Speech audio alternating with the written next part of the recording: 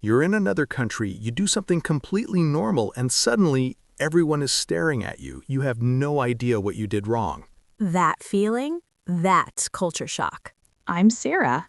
And I'm David. Today we're sharing our worst culture shock moments. 4 countries, 4 invisible rules we didn't know existed until we broke every single one of them. And we're starting with David because this man was almost killed by a 70-year-old grandmother. She was not trying to kill me. She was being nice. 3 plates of food, David. 3. Okay, let me explain. So I'm sitting at a table in Istanbul at my colleague's grandmother's house, and this woman is staring at my empty plate with an absolute horror. Why? What did you do? I ate everything. I ate every single grain of rice. I wiped that plate clean because in Canada, that's what a good guest does. You finish your food, you say thank you, you compliment the chef. That sounds correct. That's what I thought. So she looks at my plate, looks at me, and says something in Turkish to my colleague, and my colleague goes pale. What did she say? He turned to me and whispered, "She thinks you're still hungry." And before I could even open my mouth, this tiny woman grabbed my plate, disappeared into the kitchen, and came back with a mountain of rice and lamb. No. An actual mountain, Sarah, bigger than the first one, and she put it in front of me with this look that said, "You will eat this." So what did you do? Did you explain?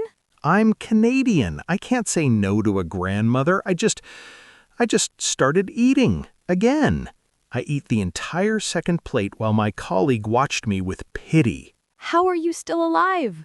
I don't know. And it gets worse because when I finished the second plate, I patted my stomach, smiled, and said through my colleague, "No more, please. I'm completely full. It was delicious."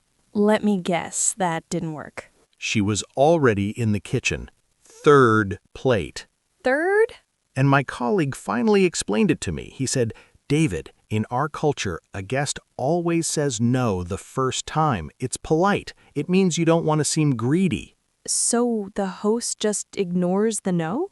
The host ignores your first no and your second no. So how do you actually stop?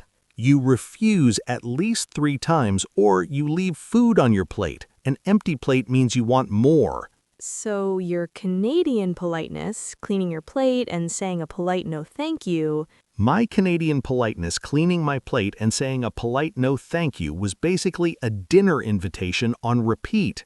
I was sending every possible signal that I was still starving. Clean plate? More please. Polite no thank you? He's just being modest. Give him more. You were trapped. In a politeness loop. She was trying to be the best host in the world. I was trying to be the best guest. And together we almost killed me. And that is why you never clean your plate. You were trying so hard to be the perfect guest. Meanwhile, in Mexico, I was the absolute worst guest, and it somehow saved me. Oh no. Is this the Mexico story? This is the Mexico story. So I'm living in Mexico City for a few months, and I make this amazing friend, Lucia. And Lucia invites me to a house party. She says, "Come to my place Saturday at 8. And you showed up at 8? I did not show up at 8. That's the thing. I left my apartment at like 7:45, and then I got completely lost. I took the wrong bus. Of course you did. Then I tried to walk and went the wrong direction. Then I stopped to buy flowers because I thought you can't show up empty-handed. That's actually thoughtful.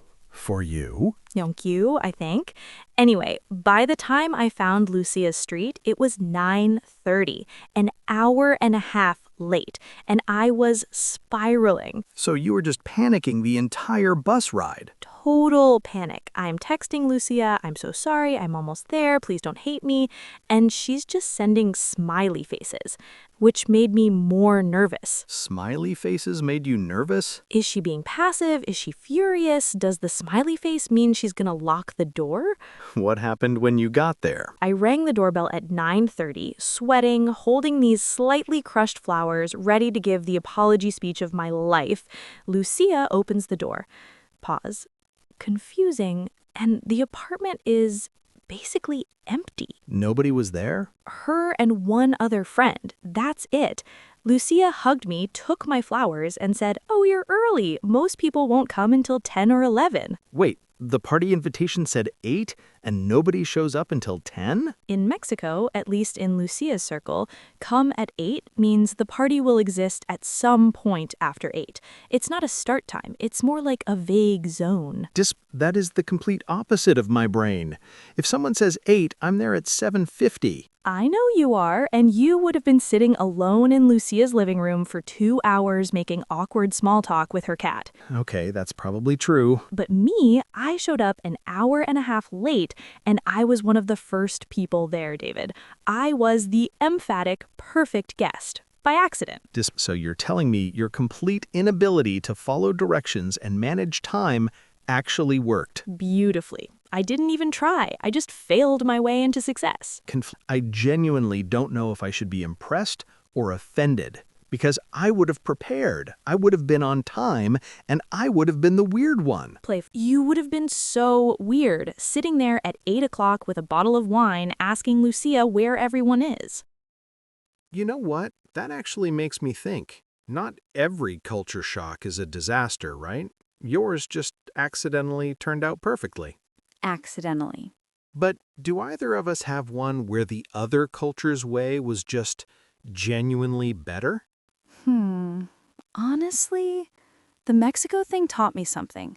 I run around stressing about being late, but Lucia's friends were all relaxed, happy, nobody was checking their watch. The party just started when people got there? And it was the best party I've ever been to. Yeah. I think sometimes our North American obsession with schedules makes us more stressed, not more polite. Like, maybe 8 o'clock sharp isn't always the most respectful option. Don't let that go to your head. I'm still never on time. I know. But okay, most of my culture shocks are disasters. Like the Thomas situation. Oh no, who's Thomas? Thomas is a German colleague I accidentally adopted through guilt. So I'm working in Germany. I meet Thomas at a conference. Nice guy. We chat, and when we say goodbye, I do the thing. The thing. The North American thing. I smile and I say, cheerfully, we should grab lunch sometime. Which is meaningless. Completely meaningless. It's just a warm noise. It's how we end conversations. But Thomas didn't know that. Oh no. Thomas pulled out his phone, opened his calendar, and said, yes, good, Tuesday or Thursday, I am free at 12:15 on both. He actually checked his calendar.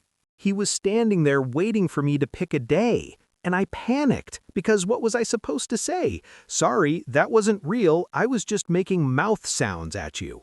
So you picked a day. I picked Tuesday, and on Tuesday I showed up to the most awkward lunch of my life, sitting across from a man I barely knew, eating a meal that was never supposed to happen. You're doing that thing where you stare at the floor. Curious, what did you talk about? Deadpan, long pause, spreadsheets. No. For 45 minutes. And then Thomas emailed me after, cheerfully, good lunch, same time next week? You created a recurring event. From my lie. And I couldn't cancel because there's no polite way to say, I never actually wanted to eat with you. My entire invitation was fake. So what happened? I went 3 more times. We became actual friends, which is honestly the most absurd part of the whole thing.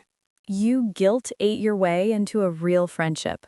Through spreadsheets and sausages, yes.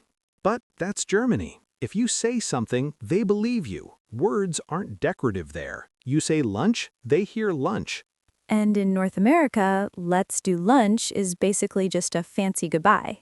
Pretty much. See, your problem was just awkward spreadsheets. When my words didn't land in China, it almost started a physical fight. Wait, a fight? At a restaurant? Okay, so I'm in Shanghai for work, and my Chinese colleagues take me out to a really nice dinner. 8 of us at a big round table, food spinning in the middle, everyone's having a great time. Sounds perfect so far. And then the bill comes. And you tried to pay. I tried to split. I said, hey, let me get my share. And David, the entire table erupted. Like yelling? Like an action movie. 3 of my colleagues lunged for the bill at the same time.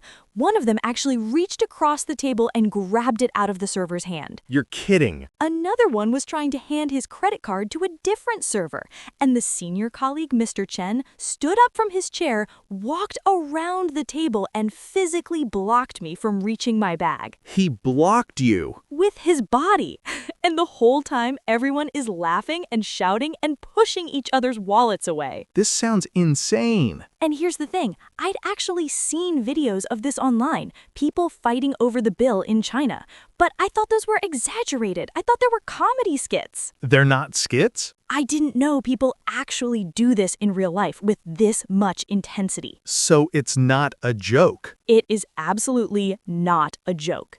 Mr. Chen won, by the way. He got his card to the server first. He won the battle. And afterward, a Chinese friend explained it to me. She said the person who invites pays. It's their honor. If the guest pays, it's actually embarrassing for the host. So by trying to split, I was basically threatening Mr. Chen's dignity at the table.